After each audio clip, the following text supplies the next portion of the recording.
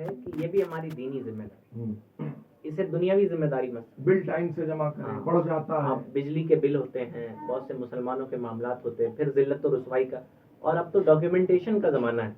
حکومت آپ سے ڈاکیومنٹ چاہتی ہے نا.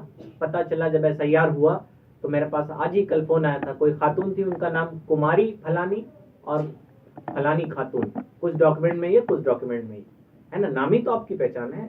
اسی طرح جو گھر کے کاغذات ہیں، اسی طرح جو دوسرے ڈاکیومنٹس ہیں، ہمیں اسے نہایت طور پہ پورے ہوش مندی کے ساتھ، اگر نہیں آپ اس لائق ہیں، پڑھے لکھے ہیں، تو جو پڑھے لکھے لوگ معاشرے میں ہیں ان کی مدد لیں، اس میں کوئی برائی نہیں. اور جو پڑھے لکھے ہیں ان سے بھی گزارش ہے کہ وہ اپنے ماتحتوں کی مدد کریں. اب نرمی سے، ڈانٹ کے نہ کریں، نرمی کے ساتھ کریں.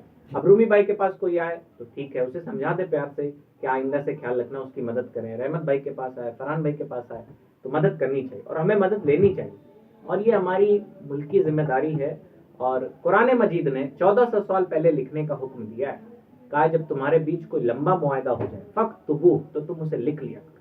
یعنی لین دین میں لمبا معاہدہ ہو جائے تو لکھنا، کاغذات درست رکھنا، یہ سب ہماری دینی ذمہ داری ہے. یعنی میں نے ان سے پیسہ لیا کہ 10 سال بعد دوں گا، تو قرآن کہتا ہے زبانی نہ ہو، اسے لکھ لو. تو ابھی حال ہی میں قرآن پڑھا رہا تھا ایک بچی کو، درس قرآن، تو اس میں یہ آیت کریمہ آئی تھی تو میرے ذہن میں تھی، اس لیے میں نے بتا دیا. تو لکھنے پڑھنے کا کب سے تصور دیا گیا؟ 1400 سال پہلے قرآن مجید نازل ہوا ہے. اور دین اسلام چاہتا ہے کہ آپ کے جو لکھنے پڑھنے کے معمولات ہیں وہ درست ہونے چاہیے، جو ڈاکیومنٹس ہیں وہ آپ کے صحیح ہونے چاہیے. یہ آپ کی دنیاوی نہیں، دینی ذمہ داری سمجھتے ہیں. آپ اپنے کاغذات درست کرائیں، اس میں جو کمی خامی ہو اسے صحیح کریں.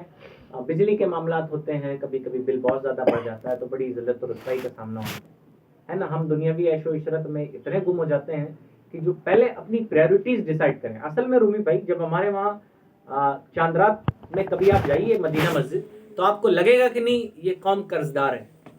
آپ کو لگے گا نہیں یہاں گلی میں قرضدار عورتیں گھوم رہی. آپ کو لگے گا نہیں اس قوم پہ اتنے بڑے بڑے قرضے ہیں. جس طرح سے وہ شاپنگ کرتے، کیوں؟ شوق میں برباد. ہمیں اپنی ضرورتوں اور شوق میں فرق ہی نہیں پتا.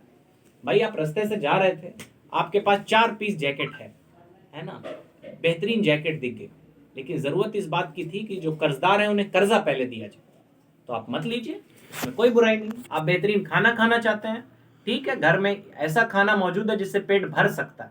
اور ہمارے وہاں تو یہ ریاضت مجاہدہ، یہ بلندی درجات کا سبب ہے. موبائل کی بھی اخراجات، بہت مہنگے موبائل کی کیا ضرورت ہے؟ کوئی حاجت نہیں ہے. 10-15 ہزار. فرحان بھائی کی مثال دیکھیے، فرحان بھائی جو ہے موبائل پہ کبھی خرچہ نہیں کرتے ہے نا. اور آج میں آپ کو بتاؤں کہ مسلمان لڑکے کے پاس ڈگری ہو نہ ہو، موبائل 30,000 کا ہوگا. وہ جو سبزی کی دکان جس لڑکے نے کھولی ہے، میں بتاؤں، میں نے پوچھا اس سے کہ بھائی کچھ بھیجنا تھا ہمیں، تو میں نے کہا بھیج دو. ہم نے کہا موبائل ہے؟ ہم نے کہا وہ غلطی ہو گئی، موبائل تو آج ساری مسلم قوم کے پاس ہے. عقل نہیں ہے، یہ الگ بات ہے. تو سبزی بیچنے والا ہو، کوئی نیچے سے نیچے والے ہوں، ہماری سماجی طور پہ کوئی ہمارے ڈاکیومنٹ صحیح نہ ہو، گھر میں ماں باپ بھوکے بیٹھے، لیکن موبائل میں ریچارج وہ 1.5 GB نہیں 2 GB پر ڈے والا ہونا چاہیے، ہے نا. ختم ہو جاتا ہے شام میں. انلمیٹڈ چاہیے. اچھا، فرحان بھائی کو انلمیٹڈ چاہیے، 5G والا. ہاں. تو بہرحال کہنے کا مطلب یہ کہ اگر آپ کے گھر میں سب سے پریورٹی دلوائیے کہ ڈاکومنٹس پر اپنے ڈاکیومنٹس درست کیجئے اور سمجھیے کارڈ بنوائیے. ہاں، کہ خوبصورت دکھنا ضروری نہیں ہے. اس زمانے میں آپ کے ڈاکیومنٹس درست ہونا ضروری. پتہ چلا شہنواز بھائی کے پاس، آپ کو روکا کہ المیہ یہ بھی ہے، راشن کارڈ کی دکان پہ سب سے زیادہ ہم لوگوں کی بھیڑ نظر آتی ہے. وہ کمپلیٹ رہے گا. Aadhaar card, licence. 80% مسلمان بچے گاڑی 18 کے اوپر ہو گئے ہیں، گاڑی کا لائسنس نہیں ہے. 400-500 فیس ہے. سارے اخراجات جو ہیں وہ بہترین، وہ پھٹی ہوئی جینس پر اور پھٹے ہوئے ٹی شرٹ پر، اور ہماری بچیاں پھٹے ہوئے لباسوں پر خرچ کر دیتی ہیں، انہیں لباسوں پر. ہمیں چاہیے کہ ہمارے لباس بہتر ہوں. اس سے پہلے ہم اپنے ڈاکیومنٹس اور دیگر ذمہ داریوں کو سمجھیں. جو ملک کے حالات ہیں وہ بھی اچھے نہیں ہیں، ہمیں اپنے ڈاکیومنٹ درست رکھنے چاہیے، اور اچھے ہوں نہ ہوں یہ ہماری دینی ذمہ داری ہے کہ ہم اپنے ڈاکیومنٹ درست رکھیں. ہم اس دن کا انتظار نہ کریں جب ہمارے سر پہ کوئی بندوق لے کے کھڑا ہوگا تب ہم اپنا آدھار کارڈ صحیح کرائیں گے. یہ تو بیوقوفی کی بات ہے. ہاں، تو ہمیں بہت ضروری ہے کہ جو بھی معاملات ہیں انہیں درست رکھیں. یہ ہماری دینی شرعی ذمہ داری ہے. اور آپ خوش نصیب ہیں کہ دین اسلام میں ہیں کہ آپ دنیاوی کام بھی کرتے ہیں تو اللہ اس پہ اجر عطا فرمائے، ہے نا. آپ اپنے بھلائی کے کام کریں گے، اللہ آپ کو اجر عطا فرمائے. اللہ تعالیٰ ہم سب کو بھلائیاں نصیب فرمائے. توبہ کر لیں میرے ساتھ مل کے, گھر کی مائیں بہنیں بھی اور مرد حضرات بھی.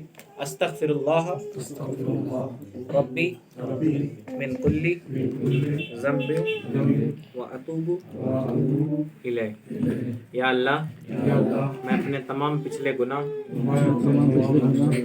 سے توبہ کرتا ہوں. مولا میری توبہ قبول فرما. آنے والی زندگی نیکیوں بھلائیوں میں گزارنے کی توفیق عطا فرما. ایک سنت بتا دیجیے تاکہ عمل کریں.